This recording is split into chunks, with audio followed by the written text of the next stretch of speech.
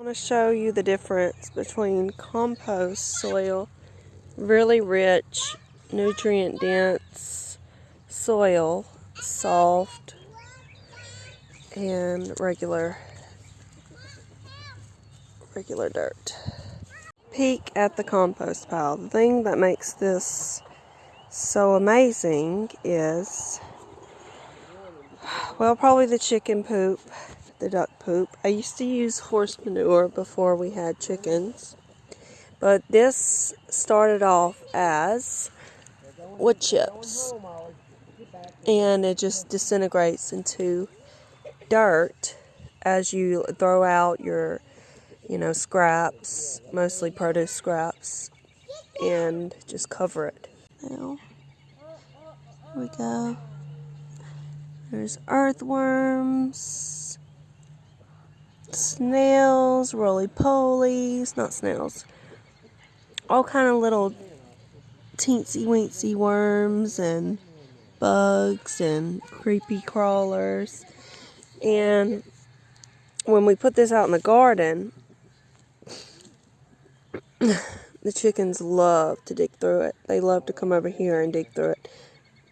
And they poop all over it, of course, but mainly I fill this up with poop when I clean out their chicken coop, the lining of the coop. I pull the bottom out and I just scrape it in here, cover it back up. So yeah, every year, once we get the garden going, I line the rows with the compost. And the difference is unbelievably apparent. Okay, so it's garden time. It's that time of year again. So I just wanted to do a quick video and encourage those of you who are starting a garden to also start a compost pile if you haven't already. It's not as hard as you would think, so I just want to run through it really quickly. And I see it as pertinent. If you're going to have a garden, you need fertilizer, obviously. So the easiest route, of course, is to go buy the synthetic fertilizer from the store in a bag, which only has, the bare essentials that you will need to grow anything: potassium, nitrogen, phosphorus.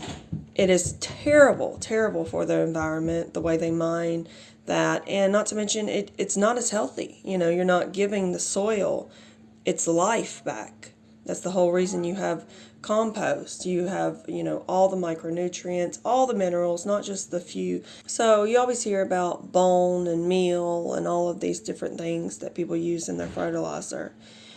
Basically, what you want to do is you want to have soil that's, you're depleting it every time you grow. If you're using the same space for your garden, you're depleting it every year. So you have to put back into that soil what you've taken away: the minerals, the micronutrients, or you can grow food that don't have, just like much of the food probably produced from monocrops and out of the grocery store doesn't have a lot of the vitamins that it would have if you grew it yourself using very rich soil. So you want to use the soil that's rich and that's biodiverse. And you get that by, you can start with wood chips is what we do. Find someone in the tree trimming business, and they don't use all of they have to find somewhere to dump them anyway. So you could probably buy it or get it for free. Get it dumped somewhere. You don't even really need a special sort of containment place. You can just dump it right on the ground. And then from there you start putting in, produce, anything that's scraps out of your kitchen. If you don't have chicken, we have chickens, so anything we throw out there, they get to first, and then we cover it with the compost. So you would cover it with your wood chips. So then you would need to add manure to that, and that's going to have your nitrogen and whatnot. And it's going to give more diversity and more life. And then from there it would just breed and flourish. So if you don't have animals yourself, you could go find someone. And vegans could do this as well. Horses, I think, are a phenomenal way to nourish your compost, your fertilizer. because horses, we don't eat them in America. We don't, so as long as you know someone with horses, you go gather the poop and then put it in there.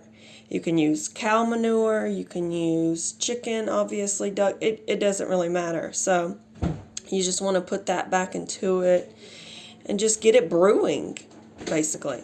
This is the most bare, basic advice you're probably going to get, but you have to start somewhere. I'm still learning every year. I have not done this my whole life. So, and there are other ways. There are more detailed ways to do this. This is just a basic sort of guide to understanding what it is you need from this.